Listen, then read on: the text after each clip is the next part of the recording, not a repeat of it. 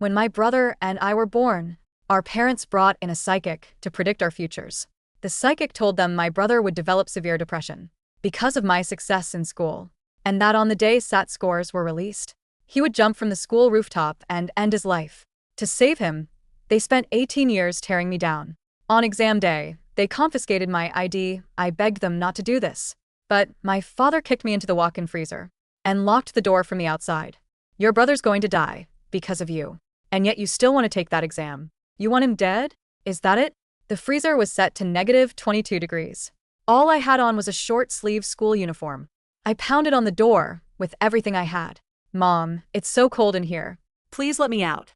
Oh. Quit the act. My mother's voice was high and razor-sharp.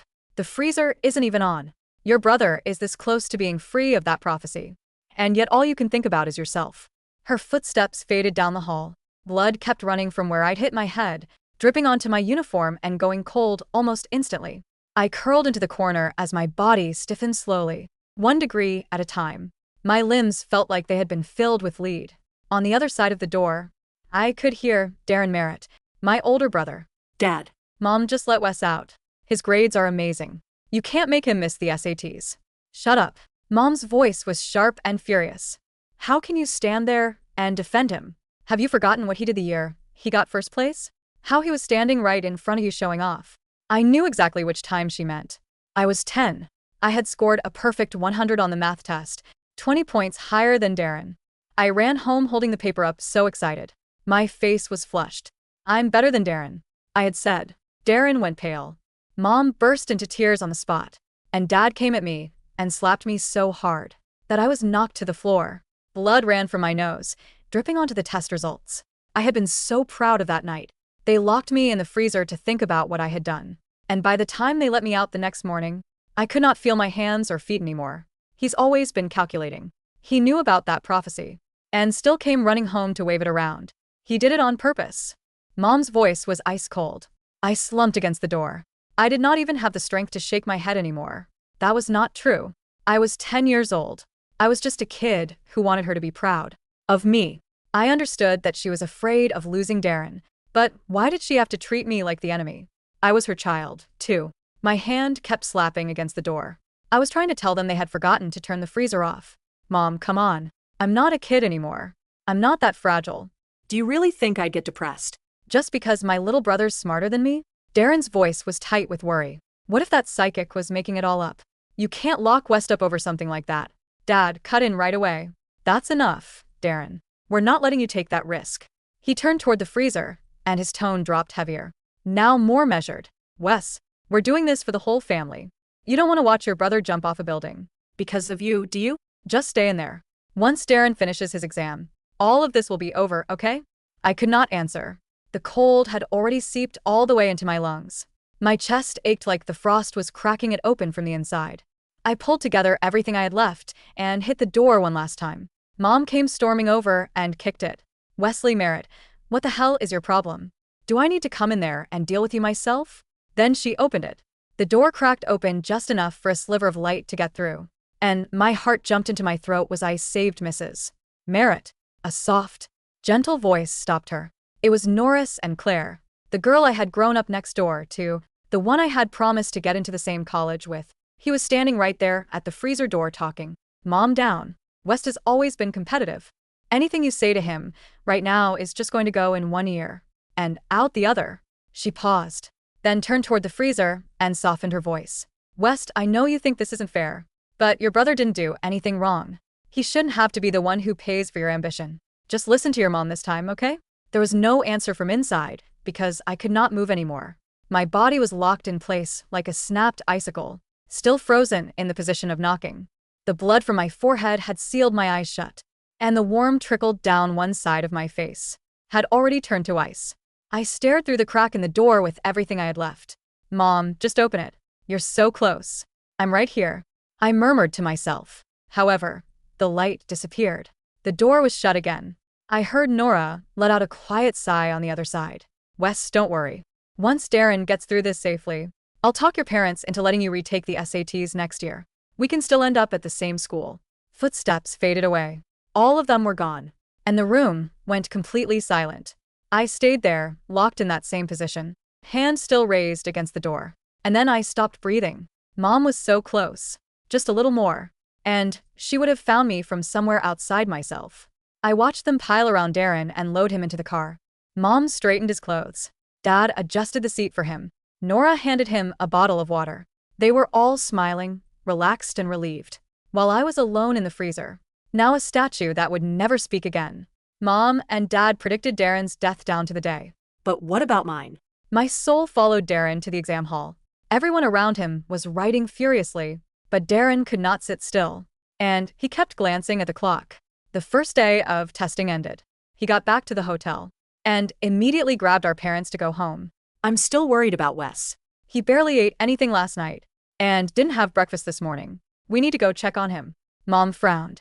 Check on what? He's only gone one day without eating. Do you think that matters more than your exam? Darren's eyes went red. He stood up to leave, but Mom slapped him. Her voice cracked when she spoke. Darren, your only job these next few days is to focus on your test. Otherwise, your brother's sacrifice would have been for nothing, wouldn't it? Darren bit his lip. Then Mom added, stay here. I'll run home and grab your thermos. I'll check on your brother while I'm there. Darren finally exhaled in relief. Mom was home. Before long, she picked up the thermos from the coffee table, then walked over to the freezer door and let her voice go a little softer. Wes, I know you're upset, but everything we did was to keep your brother safe. Just hang in there a little longer. Once Darren's done with his exams, we'll all go on a trip together as a family. I'll get you that model kit you've been wanting. How does that sound? There was no response. Mom's expression hardened. Wesley, she dropped her voice low. When are you going to stop making everything about yourself? You'd let your brother die over your pride. How can you be this selfish? She slammed her palm against the door with every word. Then her hand stopped. She frowned, muttering to herself, why is it so cold? She reached for the handle and pulled the door cracked open again, and a corner of my school uniform came into view. Right then, Dad called. What's taking so long? Darren's waiting for his water. Mom hesitated for 2 seconds, then let go of the handle. It can wait until after the exam. She turned and walked away. On the other side of the door, my body was still slumped against it, hand frozen in place, still raised to knock. I floated there somewhere outside of everything, watching her walk away, helpless to stop her. She had been one turn of the handle away from finding my body. That evening, Darren found out I was still locked in and immediately texted me. West. Mom said the keys under the doormat. Get out and eat something. I left food for you in the kitchen. You know how your stomach gets. So make sure you heat it up first. Darren always remembered that I had a serious stomach condition, and every time they locked me in the freezer over the years, he was the one who found a way to sneak food over to me. He had even put a stuffed bear inside the freezer. For that exact reason, hiding snacks in its round little belly, so I would have something to eat. I drifted there in the void and looked at the bear. Its stomach was bulging again. Darren had already stocked it for me, but I was never going to eat any of it. The next morning, Darren woke up and checked his phone right away. I still had not replied. He went looking for Mom immediately, panic already setting in. I texted West and told him where the key was, but he hasn't answered. What if he doesn't have his phone with him? Mom, don't you have the security camera for the freezer? Just let me take a look at him. Mom frowned. Your brother's not stupid. He's doing this on purpose to make you worry. She pulled out her phone anyway. The monitoring app loaded, and the live feed from the freezer filled the screen in the frame. I had my back to the camera. Darren leaned in close. West, the keys under the doormat. There's food in the kitchen. Heat it up yourself and please eat something. I did not respond. Mom frowned again. If you've come to your senses, get yourself out of there and eat. Stop making your brother worry. I still had my back to the camera. I had not moved at all. Darren started to panic. He pressed his face right up against the screen. West, are you feeling okay? Turn around and let me see you. Mom's expression shifted. She zoomed in on the feed. Under the dim light, I was curled up in the corner, my body curled into a tight ball. Mom stared at the screen for 2 seconds, then she sighed and even let out a short, cold laugh. This again. When I was little, I used to do things like this to get her attention. She thought I was pulling the same trick. Wesley, we already told you where the key is. If you have any decency at all, you'll get yourself out of there. Stop messing with your brother's head before his exam. She locked the screen and tossed the phone aside. I managed a bitter smile. If Mom had looked for just 3 more seconds, if she had zoomed in just a little further, she would have seen that my chest was not moving. She was so close to realizing I was already dead. The last exam ended. Darren was the first one out of the testing hall. Mom, Dad, I did great. Everything's fine. Let's go home and tell Wes the good news. Dad nodded. His eyes were glassy as he started the car. Good. It's all over now. We'll head back right now. Your brother's been home alone for 2 days. That should have been enough time for him to come around. We'll pick him up and the whole family can go to church together. Mom sat in the passenger seat, tears running down her face. I was too hard on Wes. I know that as long as he's willing to change, from now on, whatever Darren has, he'll have to. I floated there in the void, wearing a smile that was worse than any cry. Mom, Dad, I had waited 18 years for this. Too bad, I never lived to see it. The car pulled into the driveway. Before long, Darren was the first one through the front door. Then he stopped. The food on the kitchen table had not been touched.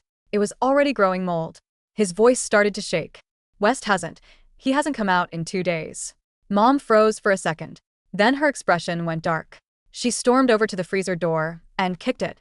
Wesley, are you still at it? Do you have any idea what your brother's been through the past few days? He couldn't eat and couldn't sleep. He was worrying about you the entire time he was taking his exams. As for you, you're in there playing dead. Who's that supposed to impress? Dad could not hold back either. He walked over with barely controlled anger in his voice. West, I am so disappointed in you. We spent 2 days out there thinking about you every second, but have you thought about what you've done at all? Darren stepped between them, his voice trembling. Dad, Mom. West wouldn't act like this for no reason. Something's wrong. Both of their expressions stiffened for a moment. That was when Norah walked in. She went straight to the freezer door, holding up her phone. I just got a call from our homeroom teacher. She found out Wes missed the SATs, and she's already trying to get him into an elite early admission track. Her voice dropped. Wes, did you tell her? Why would you do that? Mom exploded like someone had lit a fuse. Wesley, we raised you for 18 years. And this is how you repay us? You missed the SAT. So now you're going behind our backs to destroy your brother's chances. Dad's face was like stone. Your brother has done nothing but protect you. Yet all you can think about is how to drag him down here. We were rushing home to take you to pray with the family. Wesley, how did I end up with a son like you? Everyone was passing judgment on me. Everyone except Darren, who pushed past all of them and grabbed the freezer door handle. Mom, the door is freezing cold. Mom's eyes were bloodshot enough. She shoved her way forward and grabbed the handle herself. The brass latch of the walk-in freezer was encrusted with a rim of white rime. When my mother's fingers clamped down on the metal, she hissed, instantly, recoiling from the bite of the sub-zero iron. A thin layer of skin from her palm stuck to the frosted handle, tearing away with a dry, papery rip. Why is it so? Her voice faltered, catching in her throat. She looked at her palm, where a white, bloodless frostburn was already turning an angry, blistered crimson. Mom, let me, Darren said, his voice cracking with a panic that had ceased to be reasonable. He shoved past her, ignoring Nora's hand reaching out to steady him, and gripped the latch with his bare palm. He didn't pull away when the skin Torah. He wrenched it with both hands, throwing his entire body weight backward. The heavy steel door, sealed shut by frozen condensation, resisted for a fraction of a second before giving way with a sound like tearing canvas. A wall of vapor, thick, rolling, and smelling sharply of ozone and frozen concrete, spilled out into the hallway, cascading over their shoes. Inside the dark square of the freezer, the air was minus 22 degrees. Wes. Darren called out. The word came out as a puff of white fog. Wes, come On. Stop playing around. The exam's over. I'm home. Silence. Dad stepped up behind them, his face still dark with the righteous fury he had carried from the front door. Wesley, stand up. Do you think hiding in the dark makes you a martyr? Get out here and apologize to your brother. He reached inside to hit the light switch. The overhead fluorescent bulb flickered twice, buzzing like a trapped hornet, before bathing the stainless steel interior in a stark, bluish glare. None of them spoke. I hovered near the ceiling, looking down at the tableau below. My body was still there. I was slumped against the interior wall right beside the frame, curled on my right side. My short-sleeved school uniform was frozen, solid, stiff as sheet metal, with pale blue folds that looked like carved marble. My knees were drawn toward my chest, and my right hand remained locked in an upward claw, fingers bent at unnatural angles where they had stiffened against the door panel during my final minutes. the blood that had trickled from my split forehead, where Dad had shoved me against the iron shelf 48 hours earlier, had not pooled. It had frozen into a dark, vitreous ridge that ran down my temple, across my eyelid, and glued my left cheek to the frosted concrete floor. Wes, Darren whispered. He didn't walk, his knees simply gave out, sending him sprawling into the freezer on his hands and knees. The frost on the floor burned through the thin denim of his trousers, but he didn't seem to notice. He crawled toward me, his breath hitching in ragged, stuttering gasps. Wes, hey, wake up. Wes, it's not funny. Darren reached out and touched my bare shoulder. The moment his skin met mine, his entire body convulsed as if struck by lightning. My flesh did not yield. It did not give under the pressure of his thumb. It was Hard as granite, petrified by 48 hours of unrelenting, mechanized winter. Mom. Darren turned his head, his eyes wide, pupils dilated until the irises were barely visible. He looked like a small child who had broken something irreplaceable and could not comprehend the shape of the ruin. Mom. Why is he Hard. Why won't he move? My mother took one step forward. The color drained from her face so fast it looked as if her heart had simply stopped pumping. Her lips parted, trembling, but no sound came out. Wesley. Dad's voice lost every shred of its thunder. It became thin, reedy, stripped down to bare, terrified bone. Wesley, get up. This isn't funny. Stop this nonsense right now. He reached down to grab my arm, intending to haul me upright as he had done 1,000 times before. But when his fingers clamped around my wrist, the sound that echoed through the small metal box was not the rustle of clothing or the grunt of an uncooperative teenager. It was a dull, hollow clack, the sound of ice striking ice. Dad jerked his hand back as if he had touched an open electrical wire. He stumbled backward, his back slamming into the steel shelving, knocking over a box of frozen meats. The plastic packages clattered onto the floor around my corpse with a series of heavy, dead thuds. No, Mom whispered. She dropped to her knees at the threshold, clawing at the frozen floorboards. No, no, no. The freezer was off. I turned it off. I told him. I thought he was just being stubborn. You didn't turn it off, Darren screamed. It was not a human sound.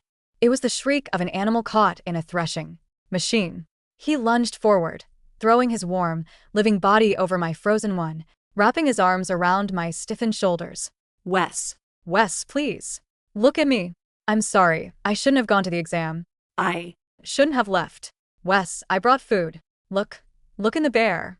With trembling, bloodied fingers, Darren reached for the faded plush bear, sitting on the bottom shelf. He tore open the zipper on its belly. The crackers and chocolate bars he had hidden inside for me 2 days ago spilled out onto my frozen chest, bouncing off the ice-crusted fabric of my shirt like pebbles off a tombstone. Eat it, Darren sobbed, shoving a wrapped candy bar against my blue, sealed lips. Wes, eat it. You haven't eaten in 2 days. Please, God, just swallow it. Wes. Norah Sinclair stood in the doorway, her phone still clutched in her hand. The screen was still glowing with the message from our homeroom teacher. Wesley has been awarded the Presidential Early Recommendation for the State Honors Program. The phone slipped from her fingers.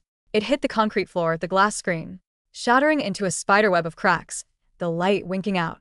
Her hands came up to cover her mouth, but they couldn't stop the bile that rose in her throat. She stumbled backward into the hallway, collapsed against the wall, and vomited onto the hardwood floor. I told him to listen. Norah choked out through her tears, her fingernails digging into her own cheeks until they drew blood. I stood right there. I told him to stop being selfish. I told him to stay inside. I watched them from above. There was no anger left in me. The cold had killed a rage before it killed my heart. There was only an immense, hollow stillness. For 18 years, my presence in that house had been a threat, an omen, a sin to be managed. Now I was finally silent. I had finally stopped competing. The sirens came 20 minutes later, their red and blue lights painting the living room walls in frantic, rhythmic pulses. The paramedics did not rush. When they stepped into the kitchen and saw the state of the body inside the freezer, their hurried gait instantly slowed to the grim, heavy cadence reserved for crime scenes. One of them, an older man with graying temples, knelt down, touched 2 fingers to my carotid artery, and then immediately withdrew his hand, shaking his head at his partner. Core temp is well below freezing, he said into his shoulder radio, his voice flat, professional, and horrifyingly final. Rigor mortis combined with deep tissue frostbite. Estimated time of death, at least 36 hours ago. Call. The coroner and get the detectives out here. No. Mom shrieked, lunging at the paramedic. She tried to pull his hands back. Toward me. Try the defibrillator. Warm him up. You haven't even tried to warm him up. He's just cold. He's always been sensitive to the cold. Ma'am, step back, the younger paramedic said, catching her by the wrists. He's my son, she screamed, her fingernails tearing at the paramedic's sleeves. He's only 18. He just took his finals. He's going to college next year. Wesley, tell them. Tell them you're fine. Dad didn't scream. He sat on the floor of the hallway, his knees pulled to his chest, staring at his palms. The skin on his fingers was gray, burned from where he had touched my frozen arm. The prophecy, Dad mumbled, rocking back and forth like a broken clockwork toy. The psychic said Darren would die on the day the scores came out. She said. Wesley's pride would kill him. We did it to save Darren. We had to keep him humble. We had to. Two police officers who had entered behind the medics stopped in their tracks, exchanging a glance of profound disgust. Sir, the taller officer said, stepping over to Dad and unclipping a pair of handcuffs from his belt. Who locked that door? Dad didn't answer. He just kept staring at his gray hands, repeating the same words under his breath. We had to save Darren. We had to save the family. Darren was still inside the freezer. He refused to let go of my body.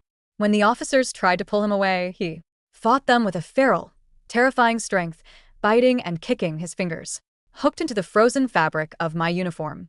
Don't touch him, Darren roared, his face purple, veins bulging across his forehead. You'll break him. He's frozen. You'll break his fingers.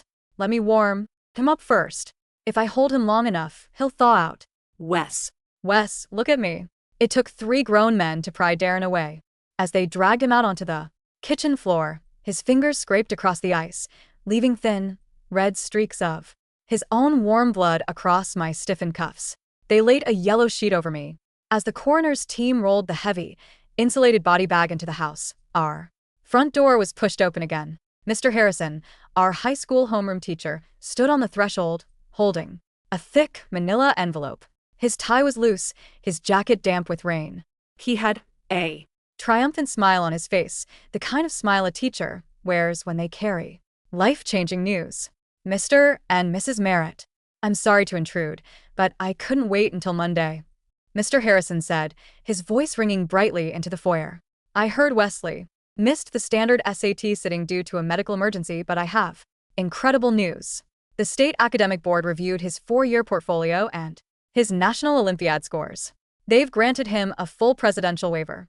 The Ivy League dual degree program, both he and Darren applied for, they accepted. Wesley unconditionally. And because of Wes's recommendation letter for his brother. Mr. Harrison's voice trailed off. He looked at the yellow police tape stretched across the kitchen entryway. He looked at Mom, who was kneeling in her own vomit, pulling her hair out by the roots. He looked at Dad, sitting against the wall in handcuffs, weeping silently into his gray, blistered hands. And then he looked at the black vinyl bag, being zipped shut on the gurney right beneath the kitchen light. The manila envelope slipped from Mr. Harrison's hand. The papers inside spilled across the floorboards. On the top page, written in my neat, measured handwriting from 3 months ago, was the personal essay I had submitted with my application. My brother Darren is the compass by which I measure my own worth. If there is any merit in my intellect, it exists only because he has spent 18 years showing me what it means to be kind. Whatever honors this committee might see fit to grant me, I ask only that you grant Darren the same chance to stand in the light.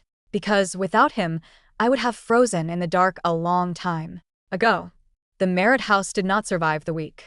By the second day following the discovery of my body, the story had leaked to the press. It was the kind of horrifying, sensational tragedy that modern media devoured with ravenous glee. Parents freeze brilliant younger son to death in attempt to avert bizarre academic prophecy. Reporters camped outside the gate with long lens cameras. The neighbors who had known our family for 2 decades suddenly remembered every strange detail, the bruises on my wrists when I was 12, the way I always ate lunch alone on the curb behind the school cafeteria, the fact that I was never allowed to attend Darren's soccer matches or award ceremonies. Dad remained in the county jail, charged with second-degree murder and child endangerment resulting in death. His bail was set at $2 million, an amount the family could not possibly raise. Mom had been admitted to the psychiatric ward of the county hospital under suicide watch. She spent her days sitting in a padded chair, staring at the air conditioning vent, screaming every time the room temperature dropped by half a degree. "Turn it off," she would shriek, clawing at the nurses' uniforms. "He's cold. Can't you hear him knocking? He's knocking on the door. He's using his school ring to tap the metal. 1, 2, 3. He's at 80. He's counting to 100. Let him out. I'll give him the model kit. I bought the car model he wanted. It's in the closet." The nurses only adjusted the sedative drips, their eyes cold and devoid of Sympathy. Darren did not go to the hospital. He did not go to the police station. He stayed in the house. The police had long since removed the yellow tape, but the scent of the freezer, that sterile, chemical frost mixed with old meat, seemed to have seeped into the very wallpaper of the house. Darren sat in my bedroom. He had never spent more than 5 minutes in my room while I was alive. Mom had forbidden him from coming in here, claiming that my aggressive academic energy would pollute his mind and trigger his depression. Now, he sat on the edge of my narrow single bed, holding the faded plush bear. The room was painfully bare. There were no posters on the walls, no trophies on the shelves. Whenever I won an academic competition, Dad had made me throw the medals into the trash can before Darren came home from school. The only things on my desk were 5 notebooks, their covers worn and taped at the corners. Darren opened the top one. I floated beside him, watching his trembling hands turn the pages. It was my diary from middle school. March 14th. Darren got a 78 on his chemistry midterm today. Dad told me that if I scored higher than an 80 on mine tomorrow, I would have to sleep in the garage without a blanket. I studied for 5 hours last night, trying to figure out how to purposely fail 3 specific questions without making it look obvious. If I miss question 4, 12, and 19, my score will be exactly 76. That way Darren won't feel bad and Mom will let me have dinner. October 22nd. Darren was sad today because Norah didn't sit with him on the bus. He thinks she likes me because I helped her with her calculus homework. I told Norah today that I hate her and that she's annoying, so she would stop talking to me, she cried. I feel like a monster. But if Darren is happy, maybe Mom will look at me once without being angry. August 5th. I found the tape recording of the psychic in Dad's desk drawer. While looking for my birth certificate, Darren's fingers froze on the page. His breath hitched. He read the entry again, his eyes widening. August 5th continued. I listened to it. The woman with the fake accent told them, "The second child will shine too bright. His light will burn the firstborn to cinders. On the day the great numbers are posted, the elder son will stand upon the high ledge of the academy, his spirit crushed by the shadow of the younger, and he will cast himself down into the abyss." Mom cried on the recording. Dad asked, "How do we save Darren?" The psychic said, "Dim the second light. Keep him beneath the earth. Let him know only coldness so that your firstborn may feel the sun." I put the tape back. I don't hate Mom and Dad. They just love Darren so much that they are terrified. I just have to be careful. I just have to make sure my light never shines bright enough to hurt him. If I can just endure until I'm 18, I can leave for college far away. Then Darren will be safe and I will be free. A wet drop hit the paper, smearing the ink of the word free. Then another, and another. Darren fell forward, his forehead pressing into the open notebook, his chest heaving with silent, racking sobs that shook the entire bed frame. "You knew," Darren whispered to the empty room, his voice choked with a sorrow so profound it sounded ancient. "You knew the whole time and you still protected me." He raised his head, looking around the barren room. His gaze fell upon the bottom drawer of my desk. He reached down, pulled it open, and found the small wooden box I had hidden under a stack of scrap paper. Inside the box were 2 things: a silver pocket watch our grandfather had given Wes before he died, and a cassette tape labeled Merritt Family, 2006. Darren took the tape, walked downstairs to our father's study, and shoved it into the dusty stereo deck on the shelf. He pressed play. A hiss of static filled the room, followed by the recorded voice of Madam Sylvia, the psychic our parents had paid $5,000 to consult 18 years ago. "The stars are clear, Mr. Merritt. A shadow hangs over your household. One of your sons will die young, cold, forgotten. locked away from the world. And on the Day the great scores are revealed, the surviving son will stand upon the rooftop of his school, looking down at the earth, his heart torn to pieces by what has been done. Darren's hand went rigid on the volume knob. The psychic had never said my success would drive Darren to suicide. She had predicted a child dying cold and forgotten. She had predicted the surviving brother standing on the rooftop in agony. My parents, in their frantic, self-absorbed terror, had taken a vague, predatory, fortune-teller's scam and turned it into their life's blueprint. In their desperate bid to prevent the prophecy, they had meticulously, day by day, year by year, constructed the exact machinery that fulfilled it. They had not saved Darren from the cold. They had built the freezer. On Sunday morning, Norah Sinclair stood at the front gate of our house. She was wearing the black dress she had bought for graduation, but her hair was unwashed, and her eyes were sunken, surrounded by dark, purplish bruises of sleeplessness. When Darren opened the front door, she took a step toward him, her hands trembling.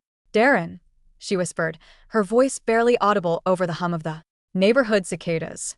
"The police, they came to my house yesterday. They asked me what I said to Wes through the door." Darren didn't invite her in. He stood behind the screen, looking at her with eyes that were completely dead. "What did you tell them, Norah?" "I told them the truth," she sobbed, burying her face in her hands. "I told them. I thought he was just being difficult. I told them I didn't know the freezer was on. Darren, you have to believe me. I loved Wes. I promised him we'd go to the same college. I wanted your parents to stop fighting. I thought if he just stayed quiet for one afternoon, everything would be okay." Darren pushed the screen door open and walked out onto the porch. He held up a small, folded piece of paper. "This was in Wes's pocket," Darren said, his voice terrifyingly quiet. The "Coroner found it when they thawed his clothes. Do you know what it is?" Norah looked up, tears streaming down her pale cheeks. "It's the application for the university in Chicago," Darren said. "The one you told him you wanted to go to." Wes didn't apply to the Ivy Leagues for himself. He applied because they offered a spousal and sibling joint scholarship program that would pay for your tuition if you maintained a 3.5 GPA. He had already signed the guarantor forms. He spent 6 months working night shifts at the warehouse down the road, while Mom thought he was in detention, to save the $10,000 deposit for your dorm room. Norah's knees buckled. She fell onto the gravel driveway, her black dress gathering dust. "No," she moaned, shaking her head violently. "No, no." "When you were standing at that door," Darren continued, taking a step toward her, his shadow falling over her crumpled form, "Wes was still alive. His hands were still moving. He could hear your voice. The last thing he heard from the girl he loved was you telling him that his ambition was a crime. You told him he was selfish for wanting to exist." "Stop, please, Darren, stop." Norah screamed, pressing her palms against her ears. "I won't stop," Darren said, his voice flat and merciless as a winter sky. "Because every time I close my eyes, I hear the sound of his knuckles hitting that steel. And so will you. For the rest of your life, Norah. Every time you open a refrigerator, every time you feel a winter breeze, every time you walk across a college campus, you will remember that you helped lock the door." He turned around, walked back into the house, and slammed the front door shut. The latch clicked into place with a sharp, metallic snap. Norah remained on the gravel, screaming until her voice broke into wet, bloody coughing, but no one in the neighborhood came out to comfort her. Tuesday arrived under a gray, suffocating canopy of rain clouds. It was the day the national SAT scores were officially released to the public. Portal at 9 a.m. At 8:30 a.m., Darren left the empty house. He wore my short-sleeved school uniform, the spare one that had been hanging in my closet, the one without the frost burns or bloodstains. It was too small for him. The sleeves were tight around his shoulders, and the hem barely reached his belt, but he zipped his jacket over it and walked with steady, deliberate steps toward our high school. I drifted behind him, feeling the heavy, damp air of the summer morning. The school courtyard was filled with students and parents. Groups of teenagers were huddled around their smartphones, refreshing the login page, their faces flushed with nervous excitement and youth. When Darren walked through the iron gates, the chatter began to die down. The other students stepped back, creating a wide, silent path for him.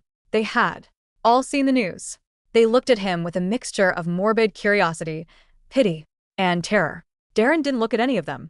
He walked past the administrative building, past the library where Wes and I had spent hundreds of afternoons pretending not to know each other, and headed straight for the north stairwell of the science hall. He climbed the stairs. First floor, second floor, third floor. He didn't stop until he reached the heavy fire door that led to the roof. The padlock on the roof door had been broken years ago by students looking for a place to smoke. Darren shoved it open, stepping out onto the wide, gravel-topped roof of the four-story building. The wind was blowing hard from the east, carrying the smell of oncoming rain. Darren walked straight to the concrete parapet at the edge of the roof. Below him, the courtyard was a mosaic of upturned faces. Someone in the crowd pointed up. A girl screamed. Within 30 seconds, the entire courtyard had gathered at the base of the building, a sea of white, terrified faces looking up at the boy on the ledge. Darren. A voice cut through the rising wind. It was Dad. He had been released on emergency bail an hour earlier, his lawyer having argued for compassionate release to attend to his remaining son. He stood at the edge of the crowd, his clothes rumpled, his face haggard and hollowed out like a skull. Beside him, Mom had arrived in a hospital wheelchair pushed by a social worker. Her wrists still bandaged, her eyes wide and delirious. Darren, Dad screamed, his voice cracking as he pushed past the security guards. Darren, step down. Please, son, step down. Darren looked down at them. He pulled his phone from his pocket. The screen flashed, 9 a.m. He clicked the refresh button on the testing portal. The screen loaded. Darren Merritt, composite score, 1540, 99th percentile. Wesley Merritt, composite score, 1600, perfect score, posthumous record. Darren stared at the two numbers side by side. A terrible, beautiful smile spread across his face, a smile that held all the grief of 18 wasted years. Mom, Dad. Darren shouted, his voice ringing out across the silent courtyard, amplified by the concrete walls of the surrounding buildings. My mother tried to stand from her wheelchair, but her trembling legs collapsed. Beneath her, she dragged herself forward on her hands and knees through the damp grass. Darren, don't do this. The psychic said you would jump. We did everything to keep you off that roof. We gave up Wesley so you could live. You didn't give up Wesley. Darren yelled back, his tears finally breaking free, streaming down his cheeks in the wind. You murdered him. You murdered the only person in this family who actually loved me. He held the phone high above his head. Look at the scores, he screamed. Look at what you were so afraid of. Wesley got a perfect score. He was smarter than me. He was better than me. He was kind and brilliant and gentle, and he spent his whole life pretending to be weak so you wouldn't hate him. Dad felt his knees in the mud beside Mom. Darren, please, we loved you. Everything was for you. No, Darren said, his voice dropping into a register of cold, absolute clarity that carried over the silent crowd. You didn't love me. You loved your own fear. You loved the idea of a perfect son that you could control. You built a prison out of a stranger's lie, and you made Wes die in the cold so you could feel safe. Darren stepped up onto the narrow concrete lip of the parapet. The crowd below gasped. Several teachers buried their faces in their hands. Mom let out a high, keening wail that sounded like glass shattering. Darren, she shrieked, clawing at the dirt. Don't jump. Please, God, don't jump. I moved. For the first time since my heart had stopped in the freezer, I felt the pull of my own will. I descended through the gray sky, standing on the ledge right beside my brother. I couldn't touch him. I couldn't wrap my arms around his shoulders or pull him back from the drop. But I stood between him and the empty air, looking into his eyes. Darren, I whispered into the wind. Don't. Darren's gaze shifted. For a fraction of a second, his eyes locked onto mine.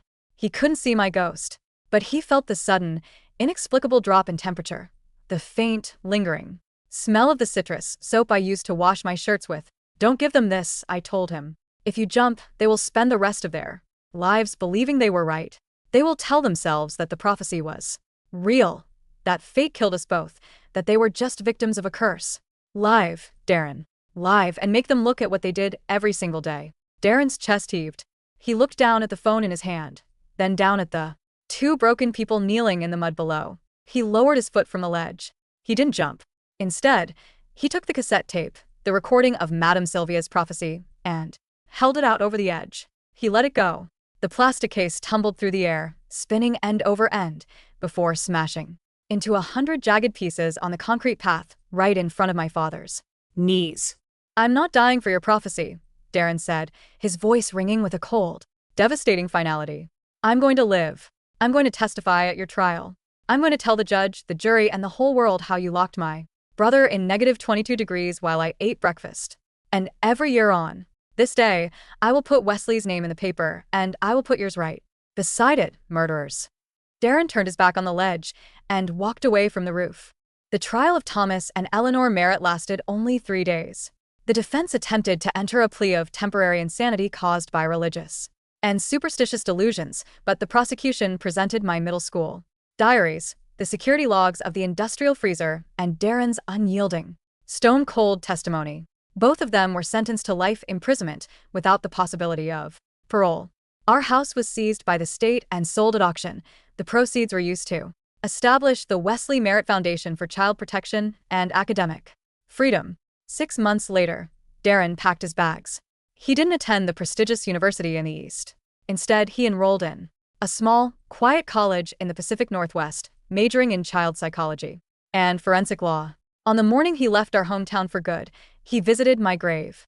The cemetery was quiet, covered in a blanket of early autumn leaves. The headstone was simple granite, carved with the words Darren had chosen himself. Wesley Merritt, the light that refused to burn. Beloved brother. Finally warm, Darren knelt by the stone. He placed the faded plush bear at the base of the granite, its empty belly now sewn shut with neat, tight stitches. I'm leaving today, Wes, Darren said softly, running his hand over the carved letters. I got an apartment near the coast. It has large windows. The sun comes in every morning at 6. You would have loved the library there. He paused, swallowing the lump in his throat. I'm going to be okay, he whispered. You don't have to watch over me anymore. You don't have to dim your light for anyone. He stood up, slung his backpack over his shoulder, and walked toward the iron gates without looking back. I remained beside the stone for a long moment, watching his silhouette grow smaller beneath the golden canopy of the maple trees. The chill that had lived in my bones for 18 years, the phantom frost of the freezer, the weight of the steel door, the sting of the sub-zero air, began to loosen its grip. A ray of autumn sunlight broke through the clouds, striking the cold granite of the headstone. For the first time since I was born, the light didn't feel like a threat. It felt warm. I let out a long, quiet breath that did not turn to fog, turned toward the horizon, and let the wind carry me away.